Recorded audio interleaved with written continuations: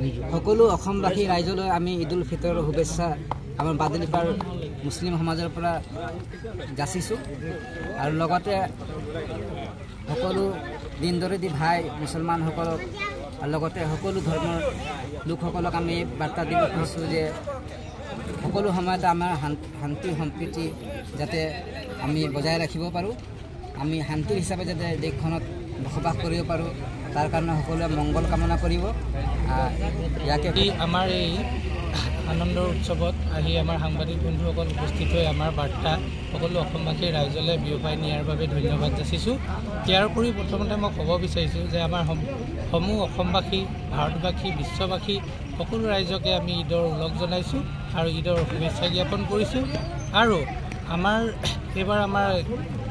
হেৰিয়ে ক'ব লাগিব যে আমি ঈদৰ লগে লগে আমি ৰঙালী বিহু উৎসৱো আমি পতাৰ বহাগ বিহু উৎসৱ পোৱাৰ আমি সুযোগ লাভ কৰিছোঁ আৰু আমি আজি চেৱৈ, খেজুৰ আদি মিঠাইৰ সোৱাদ লৈ কিছু দিনৰ পূৰ্বে আমি তিল পিঠা, ভাপত দিয়া পিঠা আদি পিঠাৰো সোৱাদ ল'বলৈ আমি এইবাৰ সুযোগ পাইছোঁ। ইয়াৰ বাবে আমি সকলোৱে ধন্যবাদ যাচিব লাগিব যে আমি অসমবাসী ৰাইজ এইবাৰ আমি একেলগে আমাৰ অসমৰ দুয়োটা আটাইতকৈ ডাঙৰ উৎসৱ ঈদ আৰু বিহু, বহাগ বিহু একেলগে পাতিবলৈ আমি সক্ষম হৈছোঁ। মছজিদ প্ৰাংগণত প্ৰায় আমাৰ 300 লোক আমাৰ উপস্থিত হৈছে